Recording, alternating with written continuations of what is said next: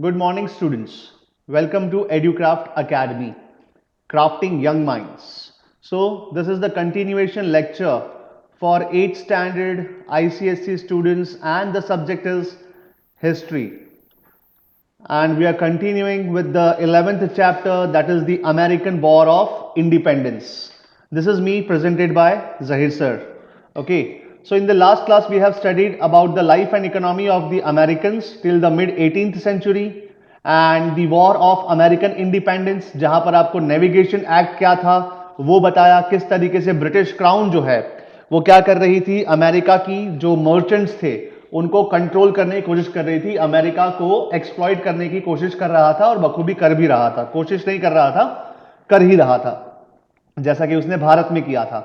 Right, ठीक है, तो ये चीजें हो गई। अब यहां से हमारा बाकी है 7 इयर्स वॉर। ठीक है, अब ये 7 इयर्स वॉर जो है याद रखिएगा, ठीक है, 1763 के आसपास।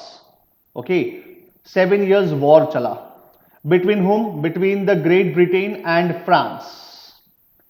ठीक है, मतलब कि ब्रिटेन और फ्रांस, इनका फाइट होता है, इनका वॉर होता है, और ये वॉर तकरीबन 7 साल तक चलता है, 1763 से 1770 तक चलता है, लेट अस से इन दिस मैनर, जिसमें फ्रांस की हार होती है, ब्रिटिश जीत जाते हैं।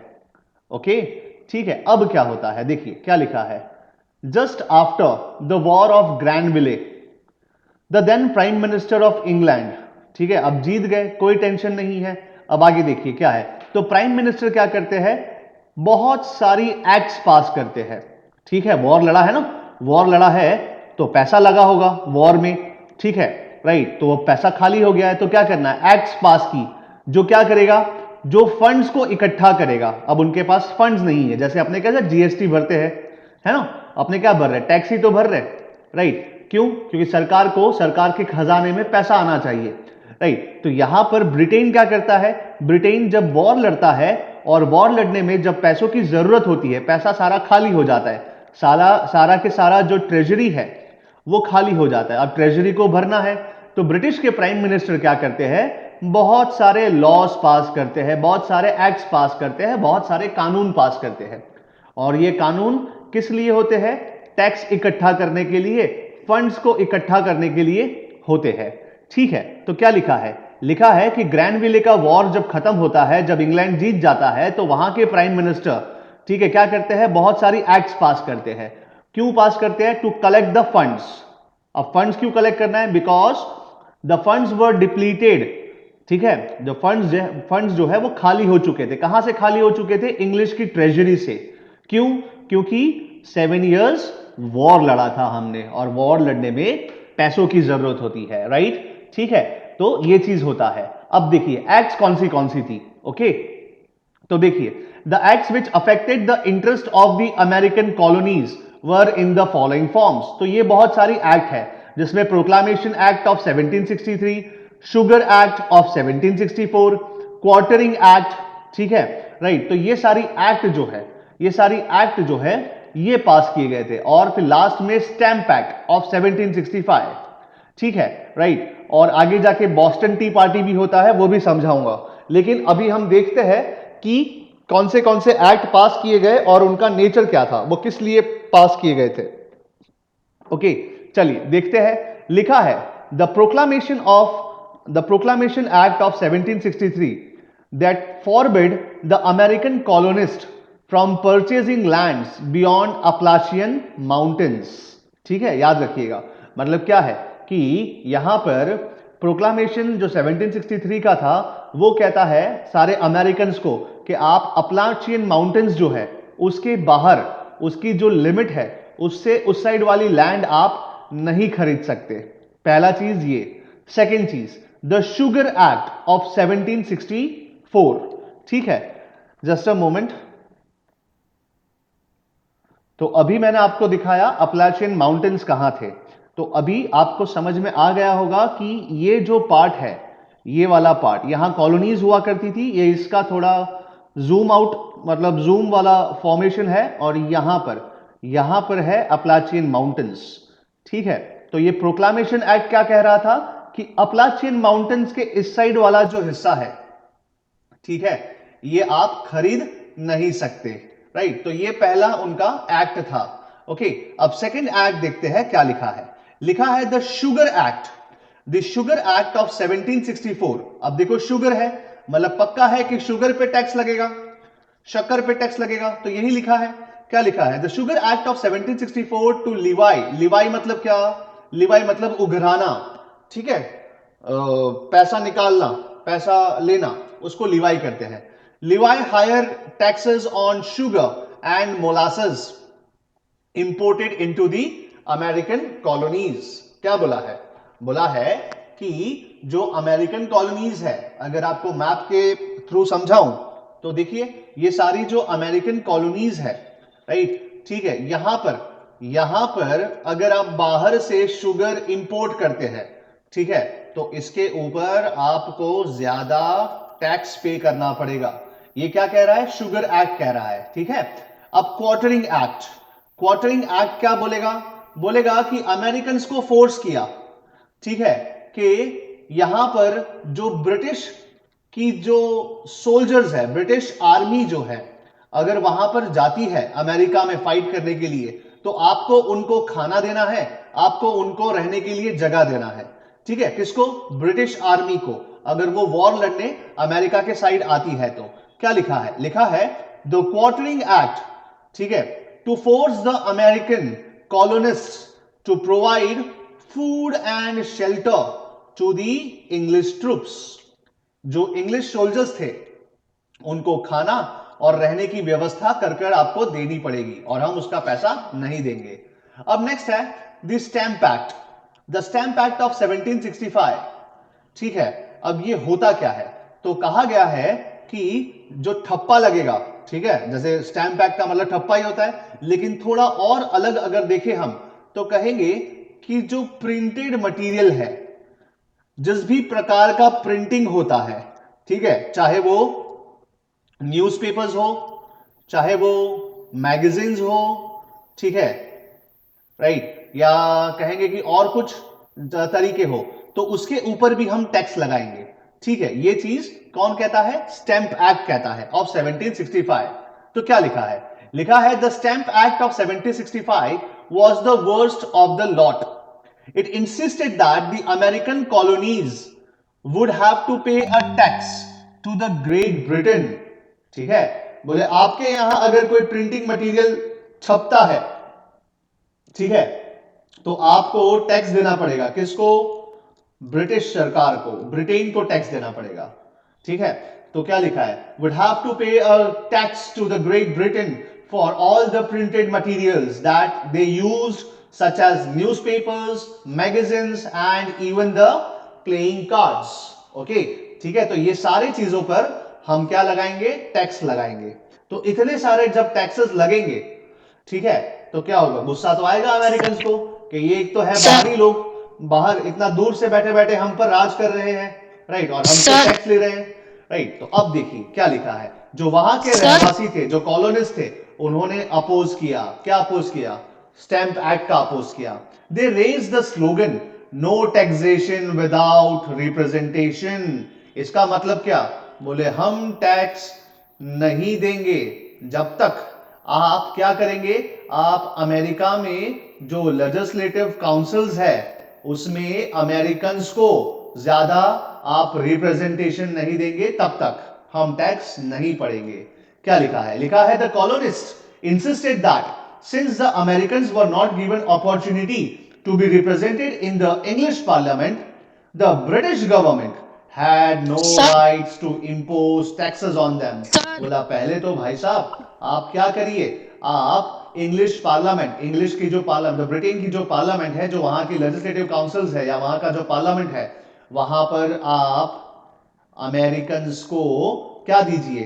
अपना रिप्रेजेंटेशन दीजिए। आप हमें हक दीजिए कि हम भी जाकर अमेरिका की संसद में, अमेरिका की पार्लियामेंट में, है ना, आपको मैंने इंडिया का सिखाया था, है ना, इंडियन पार्लियामेंट सिखाया था ना, the union legislature, that is the Lok Sabha and the Rajya Sabha, है ना, लोकसभा में 550 मेंबर्स, राज्यसभा में Yes, 250 मेंबर्स, ठीक है, स्कूल में कितना पूछा था, 218, है ना, ट्रू और फॉल्स, राइट, ऐसा कुछ था, है ना, तो yes, 250 sir. मेंबर सिखाया था। और तो यहां पर क्या है, खैर जाने दीजिए, उसके बारे में बात नहीं करेंगे, लेकिन क्या है, लेकिन यहां पर क्या कहा ब्रिटिशर्स ने, मतलब सॉरी अमेरिकन ने कहा कि भाई साहब आप हमसे टैक्स लीजिए, कोई दिक्कत नहीं है, लेकिन हम अमेरिकन का आप रिप्रेजेंटेशन तो करिए, आपके पार्लियामेंट में आपका जो पार्लियामेंट है, ठीक है, वहां पर अमेरिकन को जगह तो दीजिए, आप जब तक हमें रिप्रेजेंटेशन नहीं देंगे हम टैक्स नहीं भरेंगे, सीधी सी बात है, ठीक है, राइट। तो अब देखिए क्या लिखा है, अब क्या हुआ कि फाइनली जब ये सब नारेबाजी हुई और ये सब जो आंदोलन हुए, उसके बाद ब्रिटिश सरकार को लगा कि भाई कहीं विद्रोह ना हो जाए, कहीं ब्रिटेन के खिलाफ अमेरिका अमेरिका में क्या ना हो जाए, विद्रोह, एक रिवॉल्ट ना हो जाए, ठीक है, तो एक काम करते हैं, स्टैंप एक्ट को खारिज कर देते हैं, खत्म कर देते हैं, ठीक है। तो यही लिखा है, क्या लिखा है, no taxation without representation, the colonist insisted that since the Americans were not given opportunity to be represented in the English Parliament, the British government had no right to impose taxes on them. Fearing a mutiny, the Stamp Act was finally repealed. Repealed का मतलब खारिज कर दिया, cancel कर दिया। जो stamp act था, जो स्टैंप एक्ट था उसको कैंसिल करना पड़ा, ठीक है, राइट, ये चीज अमेरिका में हुआ था। अब देखिए क्या लिखा है, अब बोला है कि जो अमेरिकन थे वो लोग इंस्पायर हुए थे, किससे इंस्पायर हुए थे पता है, तो कहेंगे जो ब्रिटेन के फ्री थिंकर्स थे। फ्री थिंकर्स मतलब कौन, जो सरकार की सारी जो एक्ट्स है उसकी आलोचना करने वालों को हम इनको फ्री थिंकर्स कहते हैं, ठीक है, जो लिबरल्स होते हैं, जो सभी की बात रखते हैं, इसको हम लिबरल्स कहते हैं। तो अमेरिकन्स जो है ये ब्रिटिश फ्री थिंकर से बहुत ज्यादा इंस्पायर हुए थे, खास करके जो पॉलिटिकल थिंकर्स थे उनसे, राइट। यहां पर एग्जाम्पल दिए हैं, नाम कौन है, लॉक, वॉल्टेयर, रूसो, ठीक है, राइट। तो ये सब के जो बुक्स पढ़े, ये सब के जो लेख पढ़ते थे, एडिटोरियल्स पढ़ते थे, तो अमेरिकन भी चाहते थे कि हम भी इनकी ही तरह गवर्नमेंट को हटा दे, राइट। तो देखते हैं क्या लिखा है, लिखा है the American revolutionaries were also greatly influenced by some European political thinkers such as Locke, Voltaire, and Rousseau. These thinkers were of the opinion that the right to govern a nation should be based on the consent of the governed. ठीक है, नहीं समझ में आया होगा, देखो ये जो फ्री थिंकर्स थे, राइट, ये जो फ्री थिंकर्स थे, इनका कहना था इनका कहना था कि सही बात है कि गवर्नमेंट अगर किसी के ऊपर एडमिनिस्टर कर रही है, ठीक है, तो जिसके ऊपर भी वो एडमिनिस्टर कर रही है, हमारे हिसाब से अमेरिकन के ऊपर ये राज कर रही है, ठीक है, तो अमेरिकन की बात सुननी चाहिए, राइट, ऐसा इन्होंने कहा है। क्या कहा है, the right to govern a nation should be based on the consent. Consent का मतलब क्या, परमिशन, ठीक है, एक तरीके से क्या होता है, कंसेंट का मतलब परमिशन होता है, ठीक है, तो permission of the governed, govern मतलब ये लोग गवर्नड है, राइट, ठीक है, ये गवर्नड लोग है, मतलब ये गवर्नमेंट, ब्रिटिश सरकार क्या कर रही है, अमेरिका के लोगों को गवर्न कर रही है, राइट, ठीक है, इनका एडमिनिस्ट्रेशन कर रही है। तो ये पॉलिटिकल थिंकर्स क्या बोलते थे बेशक आप इन पर गवर्नेंस करिए, आप इनको एडमिनिस्टर करिए, लेकिन इनकी बात तो सुनिए, जिसके ऊपर आप अपनी हुकूमत चला रहे हैं, राइट, उनकी बात तो सुनिए, उनका कंसेंट तो लीजिए पहले, उनकी कंसेंट का मतलब एक तरीके से परमिशन होता है, उनकी राय तो लीजिए, right. So this clearly showed that the American colonists wanted to throw the British government representatives out of their land and free America from the clutch of the British. ठीक है, राइट। तो अब समझ में आया, जो रिवॉल्यूशनरीज थे, ठीक है, ये क्या चाहते थे, ये चाहते थे कि हम ब्रिटिश गवर्नमेंट के जो यहां पर मुलाजिम काम कर रहे हैं, राइट, जो ब्रिटिश एडमिनिस्ट्रेशन के जो ऑफिसर्स हैं, इनको हम यहां से बाहर खदेड़ निकाले, ठीक है, क्योंकि अमेरिका को हमको आजाद कराना है। Moreover they wanted to form their own government in America through elected American representatives. सही बात है, राइट। क्या होता है यहां पर, भारत में भी तो यही था, भारत में भी तो स्वराज की मांग की थी, है ना। हालांकि भारत तो 1947 में आजाद हुआ था, ये 1770 में आजाद हो चुके थे। 1770 1777 के आसपास अमेरिका आजाद हो चुका था, राइट, ठीक है। तो क्या लिखा है, लिखा है thereafter the British government laid low for a while and then again raised its head, ठीक है, राइट। अब होता क्या है, in 1767 Charles Townshend, the finance minister of England, imposed new taxes on the American colonists known as the Townshend laws. Okay, ठीक है, याद रखिएगा। क्या बोला है, बोला है कि कुछ समय के लिए जब रिवॉल्यूशनरीज, जो अमेरिकन रिवॉल्यूशनरीज थे, जब इनकी आवाज बुलंद होने लगी, ठीक है, और साथ ही साथ ये कौन है, अमेरिकन रिवॉल्यूशनरीज है, ठीक है, जब इनकी आवाज बुलंद होने लगी, क्या होने लगी, बुलंद, तो ब्रिटिशर्स ने क्या किया, बोले कुछ साल शांत हो जाओ, ठीक है, अभी शांत हो जाओ, क्योंकि अभी तो हम क्या लड़ रहे हैं, हम लड़ रहे हैं 7 इयर्स वॉर। क्या लड़ रहे हैं, 7 इयर्स वॉर लड़ रहे हैं ना 1763 से। तो अभी पहले फ्रांस को निपटाते हैं, है ना, राइट, फिर अमेरिका को अपने देखेंगे। तो जब फ्रांस के साथ सुलह हो जाता है, फ्रांस हार जाता है, उसके बाद जो ब्रिटिश का जो फाइनेंस मिनिस्टर है, जिनका नाम था टाउनशेंड, ठीक है, इन्होंने टाउनशेंड लॉज पास किए, जिसके अंदर बहुत सारे कानून थे। और ये कानून कौन से थे, ये कानून टैक्सेशन वाले कानून थे, अलग अलग प्रकार के टैक्सेस लगाए गए। देखिए, जैसे कि the first of the Townshend laws called the revenue act, ठीक है, of 1767 place new duties. New duties का मतलब क्या, नए टैक्सेस, ड्यूटीज का मतलब यहां पर टैक्सेस है, okay. So placed new duties on goods imported into the colonies such as glass, paper, tea, paints, etc. Right? ठीक है, बोले कि जो भी इस कॉलोनी में, अमेरिकन कॉलोनी में जो भी ग्लास, पेपर, ऐसी छोटी छोटी चीजें जो आएंगी, उसके ऊपर भी हम क्या लगाएंगे, टैक्स लगाएंगे। टैक्स को क्या कहते हैं, ड्यूटीज लगाएंगे। और कैसी ड्यूटीज, इंपोर्ट ड्यूटीज, ओके, ठीक है। समझ में आ रहा है बेटा, आ रहा है समझ में, give me a thumbs up, yes, okay, okay, ठीक है।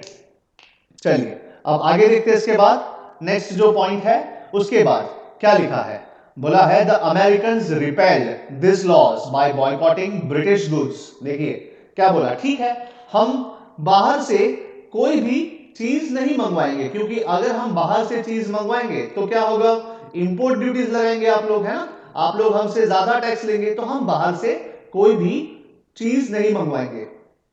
तो इसको कहते हैं बॉयकॉट। क्या कहते हैं बेटा, बॉयकॉट। बॉयकॉट को हिंदी में कहते हैं बहिष्कार। क्या कहते हैं, हम बहिष्कार करेंगे। क्या करेंगे बेटा, बहिष्कार। जैसे कि इंडिया में हमने किया था। इंडिया में क्या किया था, इंडिया में हमने स्वदेशी एंड बॉयकॉट मूवमेंट चलाया था ना, स्वदेशी एंड बॉयकॉट मूवमेंट। ये आपको मैं समझाऊंगा, अभी 8th स्टैंडर्ड में ही है। यहाँ ये जो भारत का इतिहास है ना, भारत का आजादी का इतिहास, तो वहां पर भी हमने क्या किया, हमने स्वदेशी एंड बॉयकॉट मूवमेंट अपनाया। Boycott of what, boycott of British goods. किसके गुड्स, ब्रिटिश गुड्स, है ना, ठीक है। तो बाहर से जब आपके गुड्स आएंगे ही नहीं, तो हमें टैक्स भरना ही नहीं होगा, ऊपर से हम क्या हो जाएंगे, आत्मनिर्भर हो जाएंगे, है ना, ठीक है, मेक इन इंडिया हो जाएगा, राइट, तो मेक इन अमेरिका हो जाएगा, right. On 5th of March 1770, some colonists gathered in Boston to protest against the British rule. ठीक है, राइट, याद रखिएगा। अब होता क्या है, जैसे जलियांवाला बाग हुआ था, ठीक है, वैसे ही यहां पर होता है बॉस्टन मैसेकर। ठीक है, ये मैसेकर है, हाँ, इसको मसाकरे नहीं बोलना है, आप लोग में से बहुत सारे बच्चे इसको मसाकरे मसाकरे करते थे, है ना। ये मसाकरे नहीं है, ये क्या है, मैसेकर। क्या है बेटा, ये मैसेकर। इसका राइट प्रोनाउंसिएशन क्या होगा, मैसेकर, ठीक है। मतलब आप लोग नहीं, मतलब अभी तो आप लोग 8th में आए हैं, जो पिछली 8th स्टैंडर्ड की बैच थी, ठीक है, वो मसाकरे मसाकरे करते थे। So that is not massacre, this is massacre, okay. Right. So Boston में, बॉस्टन नाम का एक शहर है अमेरिका में, ठीक है। तो वहां पर जो अमेरिकन कॉलोनिस्ट थे, जो अमेरिका के लोग थे, ये इकट्ठा होते हैं और क्या करते हैं, ये इकट्ठा होकर क्या करते हैं ये लोग, तो कहेंगे प्रोटेस्ट करते हैं, धरना देते हैं। और देखते ही देखते ये प्रोटेस्ट, ये आंदोलन कहेंगे किसमें तब्दील हो जाता है, वॉयलेंट में तब्दील हो जाता है, वॉयलेंस हो जाता है। यहां पर पत्थरबाजी होती है ना, यहां पर खून खराबा होता है, राइट, ठीक है। इसीलिए इसको बॉस्टन मसाकरे कहते हैं, है ना, मसाकरे, राइट।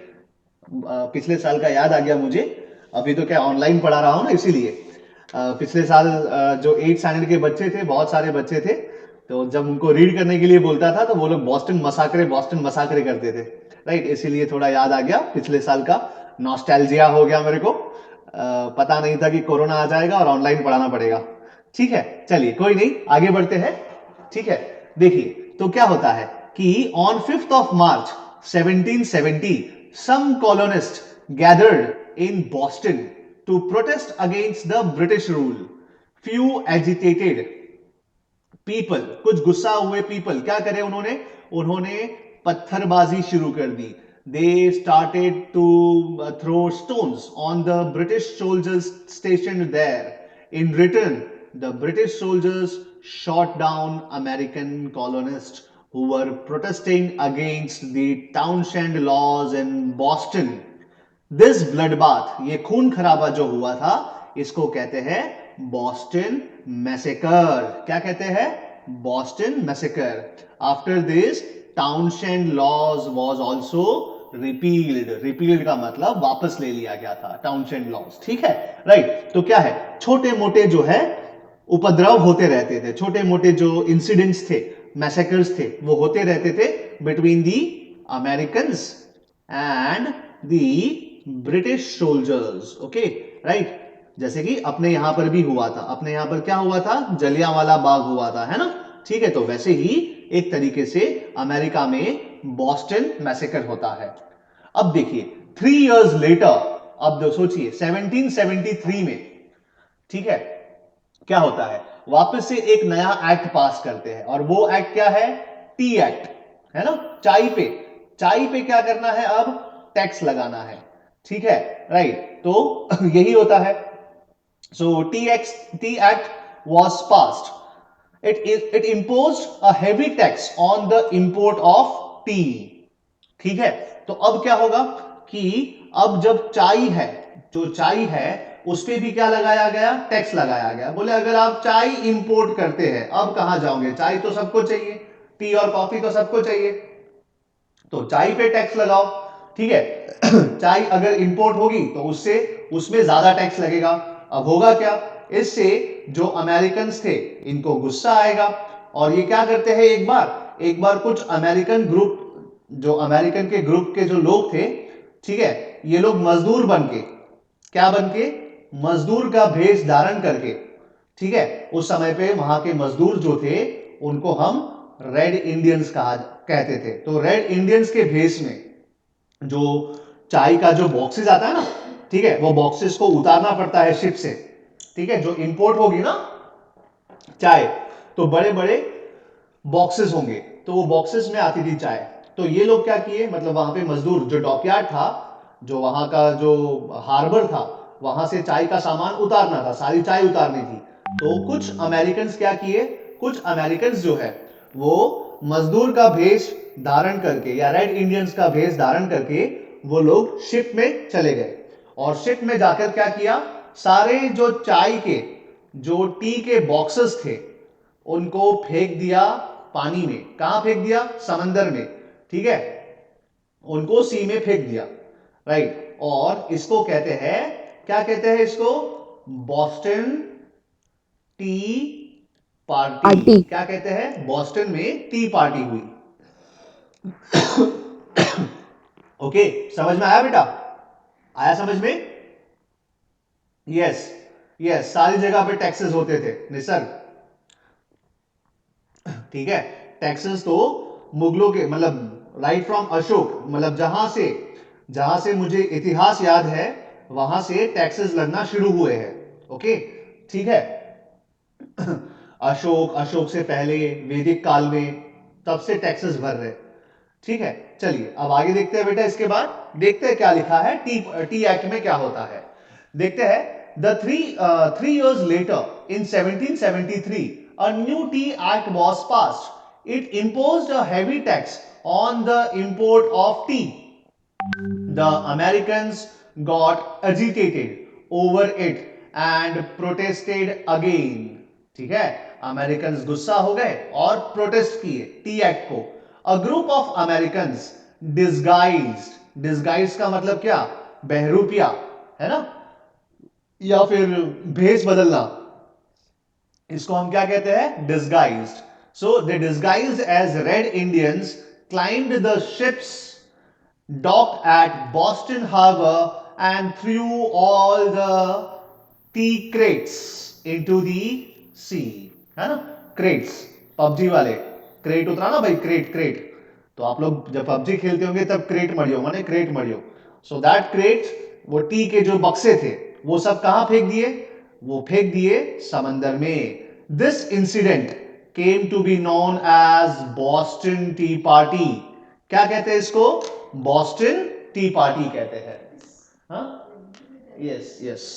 एंड टू काउंटर, देखो ये फोटो है, ये फोटो है, इस तरीके से क्या होता है, कुछ मजदूर जो है ये क्या कर रहे हैं, देखो यहां पर ये सब क्रेट्स जो है वो फेंक रहे हैं समंदर में। आप देखिए समंदर में आपको बहुत सारे बक्से दिख रहे हैं ना, ठीक है। तो सारा के सारा जो सामान आया था, जो चाय आई थी, वो चाय को फेंक दिया समंदर में, और इसी को हम कहते हैं बॉस्टन टी पार्टी। ओके, चलिए अब आगे देखते हैं। To counter the defiance of the American, the British government passed the act that is known as intolerable acts. ठीक है, राइट, तो याद रखिएगा। अब ये इनटॉलरेबल एक्ट क्या है, तो ब्रिटिश गवर्नमेंट ने क्या किया कि जब बॉस्टन टी पार्टी जैसा एक चीज होता है, ठीक है, just a moment, give me some time, okay. So intolerable act क्या है, अब देखिए इनटॉलरेबल एक्ट क्या है। अब जैसे कि वो बॉस्टन टी पार्टी हुआ, उसको देखते हुए बोले आगे ऐसा कुछ ना हो, ठीक है, उसके लिए हमने क्या पास किया, ब्रिटिशर्स ने इनटॉलरेबल एक्ट पास किए, और इसके अकॉर्डिंग कहा गया है कि आप लोग मीटिंग इकट्ठा नहीं कर सकते, आप लोग प्रोटेस्ट के लिए भी इकट्ठा नहीं हो सकते। यू कैन नॉट, कहेंगे कि you can not gather around together, okay, to hold a meeting और टू होल्ड अ प्रोटेस्ट। इसको कहते हैं इनटॉलरेबल एक्ट। क्या लिखा है, लिखा है the intolerable act limited the freedom of the colonist. It required them to seek permission of the British governor, right, prior to holding any public meeting. ठीक है, मतलब अगर आपको पब्लिक मीटिंग भी होल्ड करना है तो आपको किसका परमिशन चाहिए, ब्रिटिश गवर्नर का परमिशन लेना रहेगा, राइट। तो ये सब चीजें होती है। On the other side, a political cartoon book named join और die, drawn by Benjamin Franklin, was recycled and distributed. The cartoon of the Pennsylvania Gazette encouraged the former colonies to unite against the British Empire, that is the British rule. अब देखिए ये है join और die का एक pamphlet या let us से cartoon, right, जो कहेंगे कि बेंजामिन फ्रैंकलिन ने ड्रॉ किया था, राइट। तो ये कार्टून को देखकर, ये सबको देखकर सारी जो कॉलोनीज है, राइट, वो जो 13 कॉलोनीज थी वो यूनाइट हो जाती है। किसके अगेंस्ट, कहेंगे against the British rule. The situation was unbearable for the Americans. The American colonists felt themselves bondaged to the British government. They came out openly against the British rule on their land and started a full-fledged revolt known as the American War of Independence. और इसके बाद क्या होता है कि Americans को ऐसा बंदिश लगता था, एक बॉन्डेज की तरह लगता था ये ब्रिटिश रूल, ये ब्रिटिश रूल जो है, ठीक है, ये एक बंदिश की तरह था, एक बॉन्डेज की तरह था, राइट। तो ये बॉन्डेज हटाना था और इसीलिए सारे के सारे जो कॉलोनीज थे वो यूनाइट हो गए और उन्होंने ओपनली रिवॉल्ट कर दिया कि हमें चाहिए आजादी, ठीक है। तो अमेरिकन, और इतिहास में इसको क्या कहा गया है, अमेरिकन रिवॉल्यूशन, और we can say the American war of independence. Okay, चलिए अब देखते हैं आगे क्या होता है। अब यहां पर कुछ पॉलिटिकल मूवमेंट्स होती है, मतलब कि कुछ नेता, जैसे अपने यहां पर कैसे महात्मा गांधी ने कहेंगे कि पूरा के पूरा इंडियन नेशनल फ्रीडम मूवमेंट चलाया था। महात्मा गांधी के साथ साथ कहेंगे जवाहरलाल नेहरू, सुभाष चंद्र बोस, भगत सिंह, राजगुरु, सुखदेव, राइट, चंद्रशेखर आजाद, ये सब की जो योगदान है, ये जो कंट्रीब्यूशन है, इसी की वजह से भारत को आजादी मिली। तो वैसे ही हमसे पहले जो अमेरिकन को आजादी मिली तो वो कैसे मिली, तो कहेंगे वहां के जो पॉलिटिकल लीडर्स हैं, बेंजामिन फ्रैंकलिन ले लीजिए, ठीक है, राइट, और बहुत सारे ऐसे दूसरे जो वहां के नेता थे, उन्होंने क्या किया, उन्होंने मीटिंग्स कराना शुरू कर दिया और रिवॉल्ट के लिए साजिश करने लगे। अब देखिए क्या लिखते हैं कि डेलीगेट्स का मतलब क्या, representatives from all over the British colonies in America except Georgia attended the first continental congress that was held in Philadelphia in 1774। ठीक है, तो पहली मीटिंग होती है, क्या होती है, मीटिंग। कांग्रेस का मतलब क्या है पता है, कांग्रेस का मतलब है एक गैदरिंग। क्या होता है बेटा, एक गैदरिंग और एक मीटिंग, इसको हम कांग्रेस कहते हैं। ओके, तो पहली कॉन्टिनेंटल कांग्रेस मिलती है, कहां मिलती है पहली कॉन्टिनेंटल कांग्रेस, तो कहेंगे फिलाडेल्फिया में मिलती है। और कब मिलती है, 1774 में। ठीक है, अब हुआ क्या कि जब मीटिंग करेंगे तो हम आलोचना करेंगे, हम क्रिटिसिज्म करेंगे। क्रिटिसिज्म किसका करेंगे, तो कहेंगे सारी के सारी जो ब्रिटिशर्स की पॉलिसीज है उसका हम लोग क्रिटिसिज्म करेंगे। तो यही हुआ, जो ब्रिटिशर्स के जो कानून थे, जो काले कानून थे, जो अंधा कानून था, इसके खिलाफ हमने क्या किया, मीटिंग की। हमने मतलब अमेरिकन ने, हम लोग भी करते हैं ऐसा, जब भारत की आजादी पढ़ेंगे तब भी मैं आपको सिखाऊंगा, right. So the first continental congress that was held in Philadelphia in 1774, right, the first continental congress condemned the british king for levying extra taxes। ठीक है, it was openly declared that the british government had no right to collect the taxes from the americans। they were also against the restrictions enforced on the american colonists। they appealed the british king George III to remove all those restrictions which were imposed on the industries and trade in the American colonies। ठीक है, तो क्या होता है, जब continental Congress की मुलाकात होती है फिलाडेल्फिया में 1774 में, राइट, ठीक है, तब क्या होता है, तब जो मेंबर्स थे, ये मीटिंग में, कांग्रेस का मतलब क्या होता है, मीटिंग। तो ये मीटिंग में जितने भी मेंबर्स थे वो सब ने क्या किया कि किंग जॉर्ज III को पत्र लिखा और बोला कि आप जितना जल्दी हो सके ये सारे काले कानून जो है इसको निकाल दीजिए, ये अमेरिकन कॉलोनीज पे, अमेरिकन इंडस्ट्रीज पे और अमेरिकन की ट्रेड पे ये भारी पड़ रहा है और हम रिवॉल्ट कर देंगे अगर आपने ऐसा कुछ नहीं किया तो। ओके, ठीक है, अब आगे देखते हैं क्या लिखा है they also made an appeal against the imposition of further taxes without their consent. और बोला, क्या बोला कि जितने भी पुराने लॉज है, ठीक है, जितने भी पुराने कानून है इसको तो निकालिए, लेकिन आगे से जब कभी भी आप नए लॉज हम पर ला देंगे, हम पर थोपेंगे, तो उससे पहले हमारा कंसेंट लेना, हमारी परमिशन लेना कि हम ये नया लॉ लगाए या ना लगाए।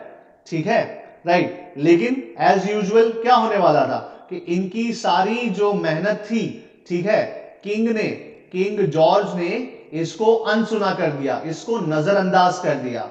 ठीक है, और किंग ने क्या किया, फर्दर नजरअंदाज तो किया ही किया, अपनी आर्मी भेजी, अपने सोल्जर्स भेजे और कहा कि इनको कंट्रोल करो, इनको सप्रेस करो जाकर। ठीक है, तो ये सब चीजें होती है। क्या होता है, लिखा है however the king rebuffed their appeal and sent the British troops to suppress the discontent among the Americans, and the war broke out between the British troops and the colonists in Lexington and Concord in 1775। और क्या होता है, वापस से एक लड़ाई होती है, एक वॉर होती है। कहां पर होती है वॉर, तो कहेंगे लेक्सिंगटन में। कहां पर, लेक्सिंगटन और कॉनकोर्ड में। ये शहर के नाम है, ये जगह के नाम है अमेरिका में। ओके, ठीक है, चलिए अब आगे देखते हैं। इसके बाद जो नेक्स्ट है, declaration of independence. Okay, declaration होगा किसका, इंडिपेंडेंस का। अब क्या होगा कि जब फर्स्ट कॉन्टिनेंटल